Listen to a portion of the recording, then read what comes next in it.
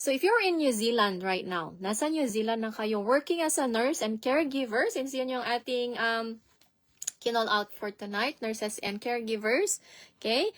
Why is it your family still not with you? Bakit wala pa sila sa New Zealand, okay? Or nandito na ba sila sa New Zealand? Let me know, no? Some of you might be thinking, hindi pa ready. Minsan hindi pa ready yung anak, yung wife, okay? Or hindi ka pa din ready to bring them over. Or you think hindi pa pwede. Okay, you're also considering na mag-visit visa muna siguro sila. Okay? And there are a lot of reasons you may have. Let us know kung what are you waiting for para hindi pa dalhin or para dalhin yung inyong family sa New Zealand. So, but here's the truth, guys. Most delays don't happen during the application. They happen, okay, before you even start. And this is where madaming waiting game ang nagaganap. So go ahead, everyone. What are your reasons? If you're happy to share. Now, before we continue further, let me just welcome you guys, everyone tonight who are joining me sa ating live. My name is Sheila Hernandez, your licensed immigration advisor sa STH. And before we dive in today's topic, let's do a recap. No, recap of what was discussed last week. Okay, so last week was hosted by one of our managers, si Lovely. So the topic was how to stay longer, okay, in New Zealand, especially for partners of New Zealand workers and resident visa holders on a visit visa. Kasi we found na madaming naka-visit visa at the moment. A lot of consultations in the past few weeks, maraming naka-visit visa. Okay, and this is the reason why we've covered that. And thank you everyone for those who have joined us live last week and you're here again. Thank you. And if no, for those who missed, okay, the last week session, we have the full replay sa ating private group. Okay, private group natin ay Pinoy Migrants in NZSDH. Okay, if you're not a member yet, just comment #join and we'll send you the link. And for those who are members of the group, you can go ahead, nandun yung ating live session last week if you've missed that discussion. Now, let's be real. Okay, for those who nasa New Zealand ngayon, okay, madami sa atin are working long hours, no, while our partners and kids are back home, nasa Philippines. Still, no, we meet a lot sa ating mga discussions and consultations. So, they're very consistent. You're very consistent sa sending ng financial support. But yet, no, the reality is you're still separated. And every month you wait, you're not just losing time. You might be delaying din the right pathway. And real talk lang, no, every like few months nagbabago yung policy natin. So we encourage everyone really to check yung eligibility nila right away, okay? Right after makakuha sila ng work visa, okay? And take advantage of the opportunities for you. And marami sa atin, no, don't even know if they're qualified or not. And this is the reason why we're doing this live, posting din content for you guys to have an idea. Okay? And of course, eventually, hopefully to talk to us to get clarity. Okay? Kung ano talaga yung best path for you. Okay? And here's what most people get wrong sa mga those we meet. Kasi madami tayong nakakausap din. Okay? Any visa is a good starting point. Okay? Parang, kasi normally, di ba, parang when we get a visa for New Zealand, everyone's happy. For sure, it's a milestone sa buhay natin. But it's not true, no? Because if mali yung visa din natin, it causes delays, okay? It could be, pag mali yung timing, it could result to rejection. If mali yung wrong ang pathway natin, you need to start over. And it happens over and over sa mga, clients sometimes comes to us and the damage has been done. Mas mahirap, no, na i-correct yung error as compared to we start it the right way. Right? It's more expensive at the end of the day pag uulitin ang lahat dahil lang mali from the very start. So let's simplify this, guys. So if you're a nurse, no, a caregiver in New Zealand, by the way, sino sa atin dito ang caregiver or nurse? Let us know.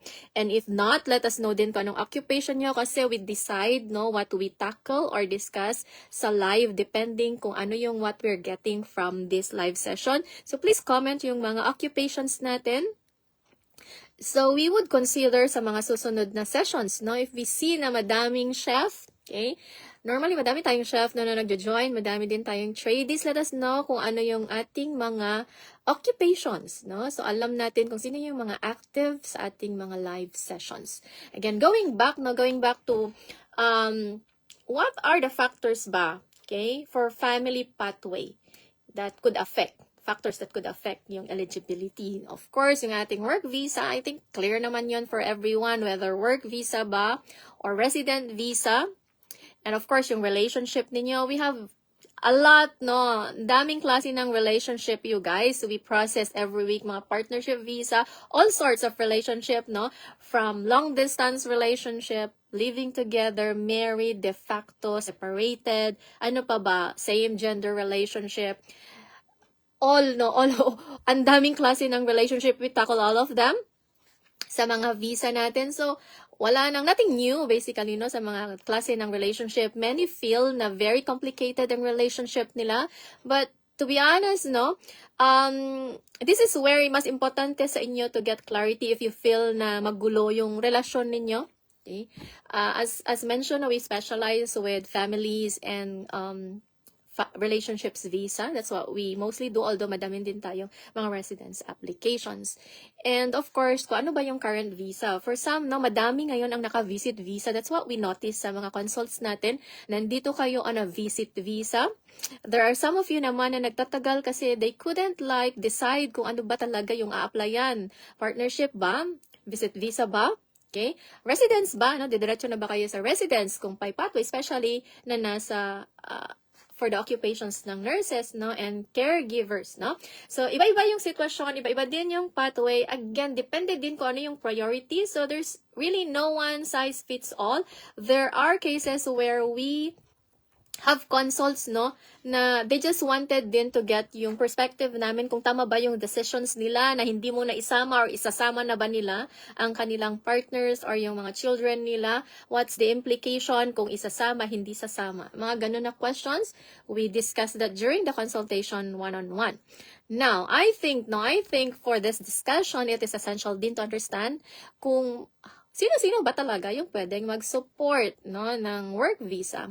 I think it's very clear naman na from the previous na mga live natin na ANSCO, NOL is essential, okay? And given that we're discussing caregivers, we also need to mention about ang ating sector agreement, okay? We also have sector agreement, care workforce, specific to caregivers. We also have other sector agreements now for transport workers. For this discussion, we focus on nurses and caregivers. Okay.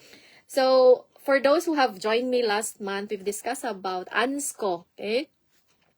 Skill level 1 to 3, NOL, may bago tayong list, okay, ng NOL that has been upgraded ang mga occupations. So if you're still not familiar with your ANSCO code, wala doon, you're not clear, you wanted to know more about NOL kasi it's essential yon, especially kung you can't find yung inyong mga ANSCO codes sa ANSCO. We have new codes, no, approved for AEWV. Sa NOL, please type NOL. We have a list, no.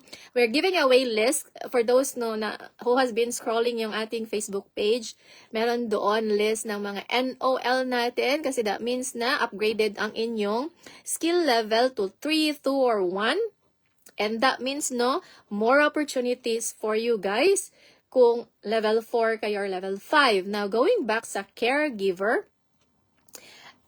you're under sa care workforce sector. Yun naman yung pathway. I think clear naman for all caregivers, yung pathway ninyo is care workforce sector unless may mga shorter path, which most of the time versus skilled migrant category SMC, mas mabilis karamihan, no, ang care workforce. No, how does it impact yung eligibility ninyo to support, no?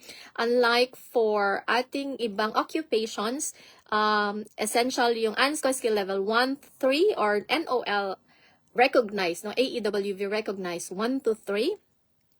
Okay, for caregivers, you fall under care workforce. So if your occupation is listed under the care workforce occupations list, okay, Appendix 14.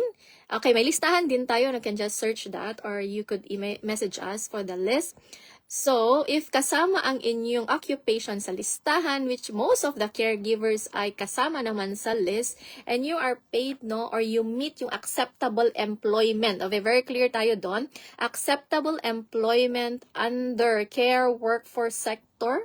Okay, meaning caregiver yung inyong occupation, included yung code ninyo, ANSCO code, and you are being paid at 28.25 per hour. Then, you can support partnership. Okay? Kailangan bang naka-AEWV kayo? No. As long as naka-work visa kayo. So, this could be partnership work visa, post-study work visa, ano pa ba? Partners of workers, student, post-study, no? You could support partnership work visa at 28.25, no? In the past, okay? Let me just give, kasi may mga confusion surrounding this. In the past, previous, no, it could be like 1 to 2 years before, kasi it keeps changing din yung policy natin. Before, no, for caregivers, to reach 28.25, kailangan level 4 or may specific na experience. But then, at the moment, no, at least for this year and last year, marami ng rest home ang nagbibigay ng 28.25 without level 4, no? So you need to check with your employers kung ano bang criteria nila for 28.25 na rate. Iba-iba at the moment. Dati kasi is across the board. May minimum na sinet ang Healthcare Council about kung sino-sino yung makaka-receive ng 28.25, but not anymore. Okay? There are those employers na nagbibigay na ng 28.25, even 29, no? Na walang level 4. So those are the lucky ones. Okay, and that's for the caregivers. Excuse me. Sorry about that. Ngayon, for nurses naman, I think straightforward naman for nurses if we have nurses here. Skill level 1 naman ang ating mga nurses. So yes, they could support, and normally over $28 naman ang kanilang hourly rate. Okay? And yet many of them hindi sinasama yung mga kanilang family sa New Zealand. Okay? Many of our clients na mga nurses, most of the reasons where they don't have time. Busy talaga sila. They don't have time to prepare the application, especially kapag partnership kasi madami talagang documentation, no? And that's yung reality ng partnership, and they needed someone to help out with the application, and this is where we could help you guys. Again, pagdating sa caregiver, let us know kung meron bang caregivers na kung wala kayo sa listahan ng ANSCO code ng caregivers under the Appendix 14, may bago mga NOL skill level 3 na occupations related sa mga rest home na work. Okay? We'll be giving you yung list. Just type NOL. So you could find kung ano-ano yung mga codes na yon. Okay? So for ANSCO 1 to 3 or NOL 1 to 3, kailangan $28 per hour tayo to be able to support a partnership work visa, no, to bring over your partners. And for those din asking for your children, meron tayong income threshold, and this only applies for work visa holders. Okay, the threshold at the moment is 58,240. All right, that is annual natin, so you need to compute. Okay, for caregivers, okay, kailangan yung guaranteed hours natin every week, so you could this is how you could compute that. So yung hourly rate natin times yung guaranteed hours times 52 weeks in a year, that's yung annual natin. That's how immigration computes, right? So dito nahihirapan ng marami sa 58,240, no, meeting that criteria. So very important yung number of hours ninyo to be able to reach that rate. Unless you're a nurse, no, madali lang for them yung 58 dahil higher yung kanilang hourly rate. So yes, you can support. Okay, for those on work visa. Ngayon, madami ba din tayong mga citizen and resident visa holders dito that are nurses and caregivers din, wondering on how they could help out yung anyong mga partners, girlfriends, okay? So as a resident visa holder and citizen, no, you could support yung mga partners ninyo at any given time as long as you meet yung character requirement, no? Wala kayong domestic violence na case against you. Okay, so for residents. And in terms of sa child, no, this is where it gets tricky para sa mga children ng resident visa holders, okay? For sure, you can support a child, pero sa resident visa application, okay? Dependent child student visa, usually, kailangan may ang supporting partner or supporting parents is on work visa. Ang expectation sa policy is you can now support your children on a dependent child resident visa kung may children ang mga resident and New Zealand citizens. Okay? Just to be clear, maraming nako-confuse dito. Unfortunately, that's how it is. Ang ating policy. Oh, I hope that's clear, everyone. I hope that helps sa mga naguguluhan in regards to sino ba yung pwedeng mag-support. Especially yung ating mga caregivers. It could change, no? Papalit-palit talaga tayo ng policy. We have had cases na the policy na-release today din yung effective date. So there's just really no time at all para habulin, no, yung application nila. So, yeah. So that is yung ating criteria to qualify. Okay. Now, so what's the difference now between those who succeed faster? Okay, faster, no, yung main point dito. Okay? And I think essential siya, no, for many migrants, yung, of course, the faster to get to your goal is better than yung magulo pa din, no? Ano ba talaga yung gagawin? Okay? So it's not luck, no? It's actually about clarity. Getting that clarity is important. Many of the clients who go for consultation, no, many of them are confused and they are booking for consult to get clarity. So at least they know what they should do next. No, it doesn't mean they would apply right away.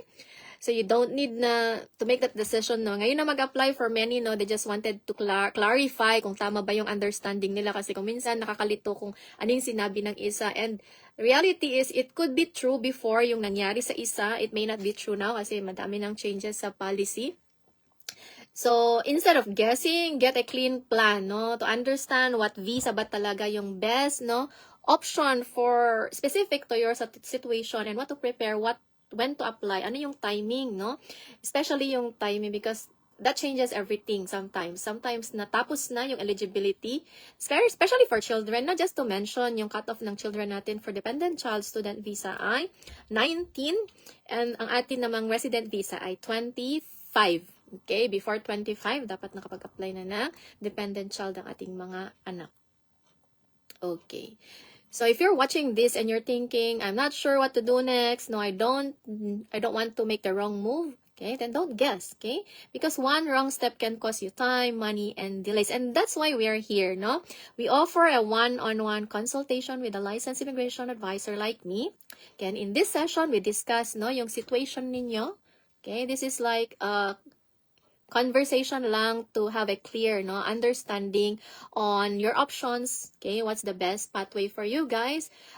Depende sa priorities ninyo, what visa to apply and what not to apply, what to prepare, no, what's the next best step for you guys. Okay, so it's not a sales discussion to. We're really going to discuss all about you, no. So the advice is tailored to you.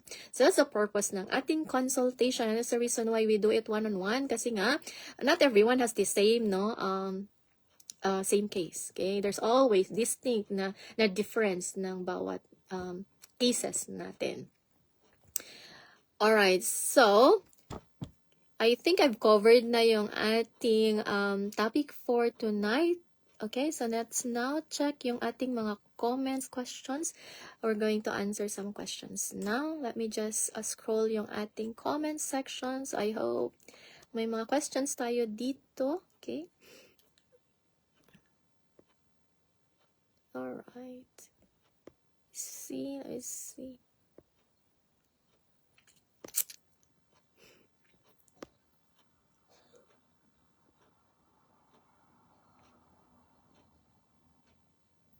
Alright. Hi Lourdes. Ongoing na yung partnership visa niya and ongoing ang assistance from SDH. Thank you very much, Lourdes, no, for being a part of your journey. Okay, who else, guys? Oh, wala kayong questions. Great. And I hope, no, we are able to explain, no, simpler. Kasi, for sure, no, it's not easy, guys. Sa dami ng changes from time to time. Okay, we've got one here.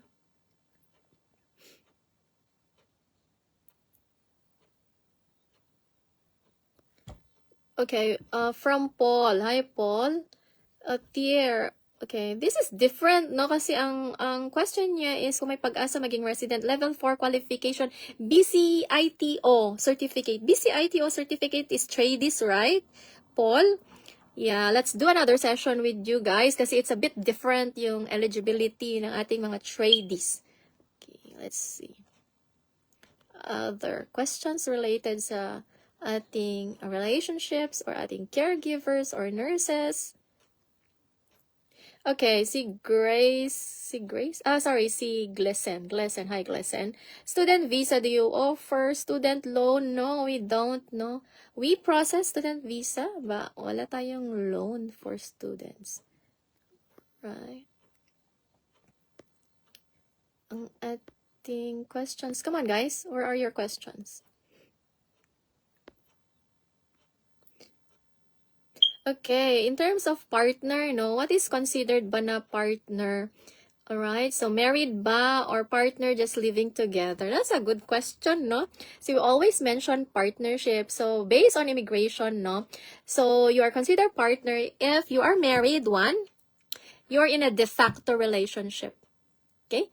And common law partner.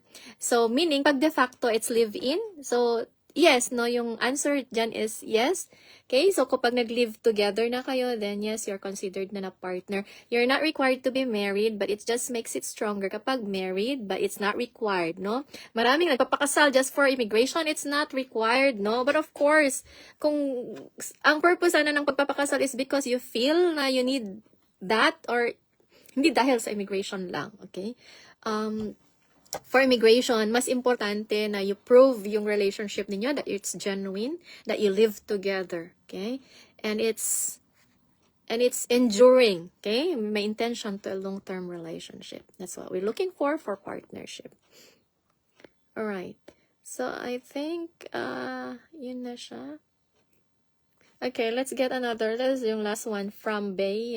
Hi, Bea. All right. Ang sabi niya,